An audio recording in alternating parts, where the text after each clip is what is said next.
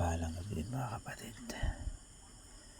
Ito po yung tawas na sa aking pasyente ngayong gabi.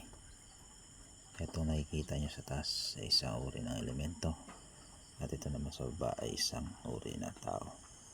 Bali gumagamit ng elemento ang gumagambalang pinagawa nito. Gumagamit ang elemento ang taong ito pampinsalain ang kanyang pasyente. Ayan mga kapatid, nakikita nyo po yan, klarong klaro.